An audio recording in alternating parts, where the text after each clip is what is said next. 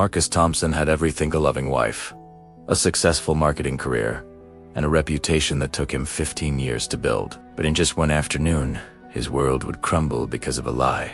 What he didn't know was that karma was about to teach everyone involved a lesson they'd never forget. 5 years ago, Marcus worked as a senior marketing director at Pinnacle Industries. His colleague, Rebecca Chun, was ambitious, perhaps too ambitious. When AVP position opened up, both Marcus and Rebecca applied. Marcus got the job based on his track record and experience. Rebecca smiled at the announcement, congratulated Marcus publicly. But inside, a seed of resentment took root. She felt she deserved that position. She had worked just as hard, stayed just as many late nights. The difference: Marcus had connections, charm, and apparently, luck on his side. For 2 years, Rebecca worked under Marcus. On the surface, they were cordial. But Rebecca was planning something. She documented every mistake Marcus made, every miscommunication, every delayed project, no matter how minor. She kept records of everything in a private folder on her laptop, labeled insurance. The opportunity Rebecca had been waiting for finally arrived. The company was undergoing a major audit, and the board was scrutinizing every department. Rebecca saw her chance. She crafted an elaborate report claiming Marcus had been embezzling client funds, manipulating project budgets, and taking credit for her work. She fabricated emails, altered timestamps, and even created fake expense reports. It was a masterpiece of deception, all designed to destroy the man who had stolen her promotion. Rebecca submitted the anonymous report to the company's ethics hotline. Within 48 hours, Marcus was suspended pending investigation. His reputation was shattered overnight. Former colleagues avoided eye contact. His phone stopped ringing. His wife, Sarah, watched helplessly as the man she loved fell into depression. The investigation dragged on for 6 months. Marcus lost his job, his savings depleted by legal fees, and his name was dragged through industry circles. Rebecca, meanwhile, received the promotion she'd always wanted. She became the new VP of marketing. Marcus tried to fight back, but without proof of his innocence. It was his word against fabricated evidence. He became unemployable in his field.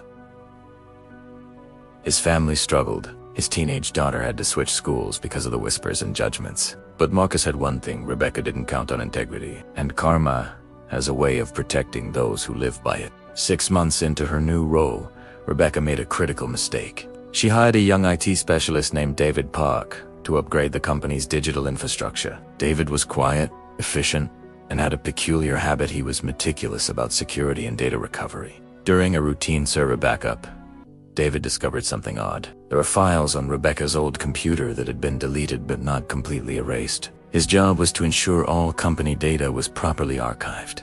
So he recovered the files to check if they were working. What he found made his blood run cold. The folder labeled insurance contained the original, unaltered documents before Rebecca had manipulated them. He found the real emails, the authentic expense reports, and most damning of all, a detailed journal where Rebecca had outlined her entire plan to frame Marcus. She had written everything down, step by step, like a villain's map. David faced a choice. He could ignore it, delete the evidence, and keep his job.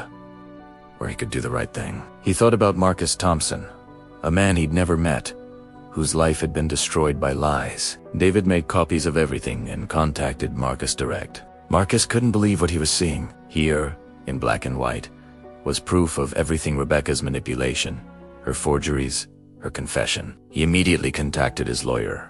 Within 2 weeks, the case was reopened. The evidence was undeniable.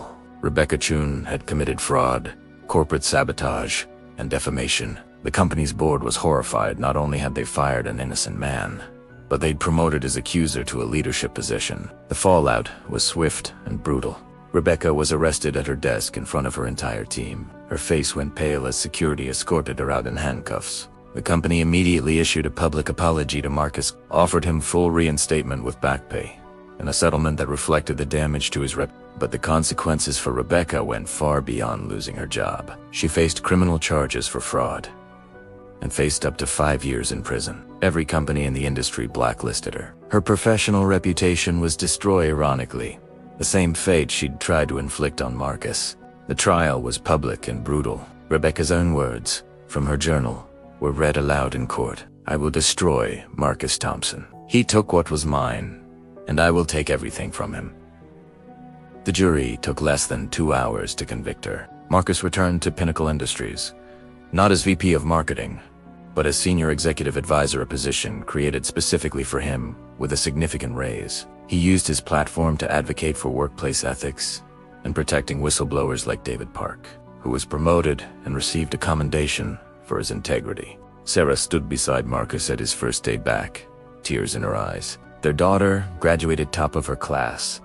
Her college essay about resilience and truth became a viral story of its own.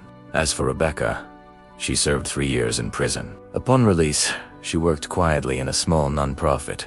Far from the corporate world she'd once tried to conquer through deception. Some say she found peace in humility. Others say she simply learned that karma doesn't forget.